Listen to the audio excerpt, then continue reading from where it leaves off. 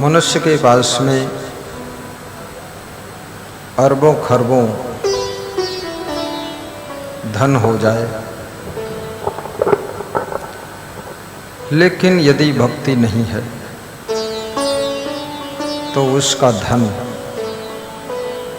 उसके आचरण को बिगड़ने में मदद करता है। यदि सत्संग से मनुष्य नहीं जुड़ा है और किसी राज पद पर पहुंच गया है, मंत्री मिनिस्टर बन गया, सीएम पीएम बन गया,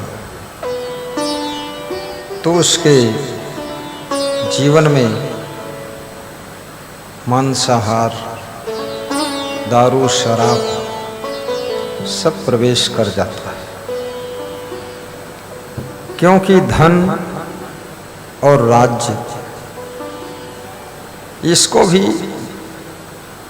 मद कहा गया है। धन मद और राज मद।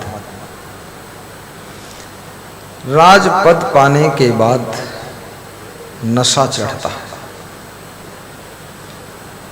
शराब का नशा तो नशा है ही, लेकिन राजपद का भी नशा होता है।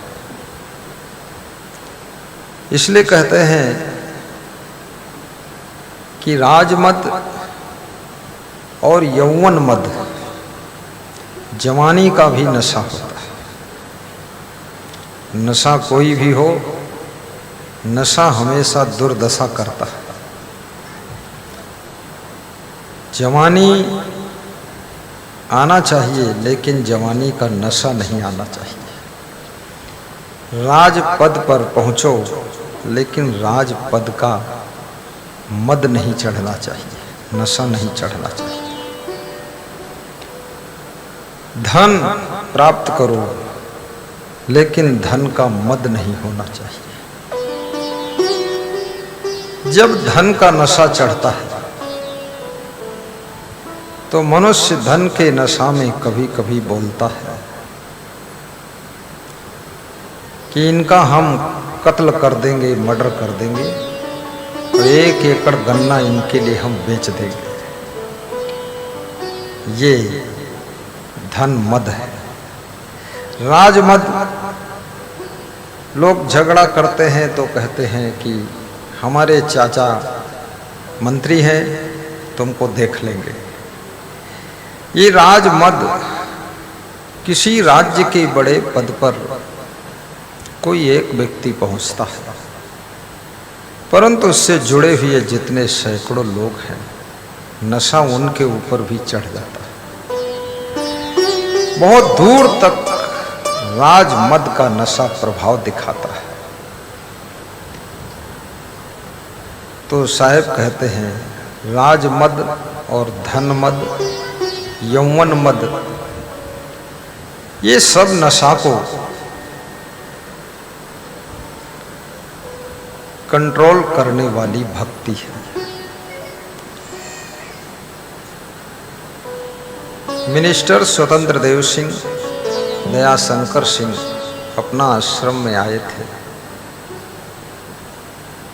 तो वे कह रहे थे, चाहे मंत्री बन जाए, चाहे धनवान हो जाए और चाहे मुख्यमंत्री हो जाए, लेकिन जो भक्ति से नहीं जुड़ेगा, सत्संग से नहीं जुड़ेगा, थोड़े दिन के बाद उसका नाम निशान सब खत्म हो जाता है।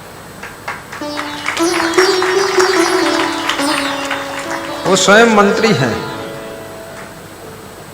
और भक्ति बहुत करते हैं, पूजा पाठ। इसलिए याद रखना, सब नशा को उतारने के लिए भक्ति का नशा है। और भक्ति कैसे मिलती है? रामचरितमानस में भक्ति को स्वतंत्र कहा गया है। भक्ति स्वतंत्र सकल सुख खानी, और सकल सुखों की खान है। लोग सुख ढूंढ रहे हैं। कितने लोग कहते हैं जीवन में जरा भी सुख नहीं मिला, थोड़ा भी सुख नहीं मिला,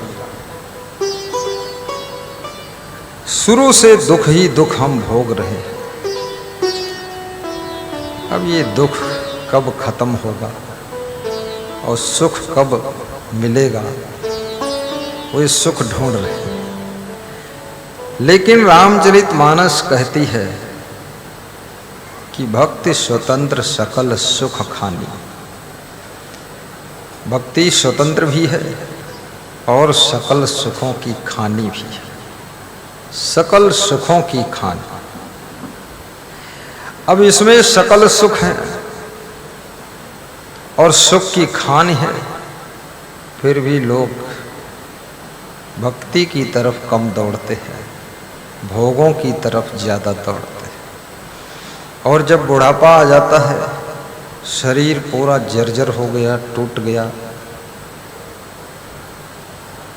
और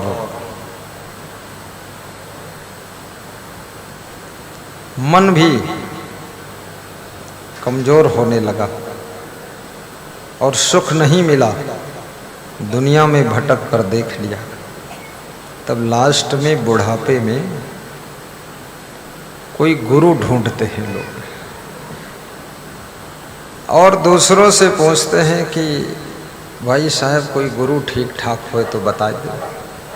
जैसे कोई भैंस ढूंढते तो दूसरे से पूछता है कोई भैंस ठीक ठाक हो बताओ खरीदे के, तो गुरु वो दूसरे से पूछत घूमत है। जिंदगी भर गुरु से दूर रहे और बुढ़ापे में जब सब तरफ से हार गए, थक गए, तो गुरु की तलाश में लग गए, गुरु को खोज रहे। अब गुरु संसार में बहुत है, सबको अलग अलग बिलग बिलग गुरु मिलते हैं।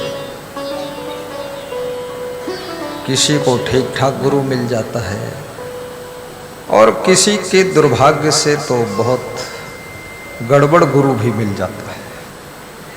अब गड़बड़ गुरु कर लिया तो उसी को लोग ढोते रहते हैं, कहते हैं अब हम मान लेहन तो मान लेहन, अब चाहे गड़बड़ हो, चाहे बड़बड़ हो, चाहे धड़बड़ हो, लेकिन हमरे लिए ये है बस।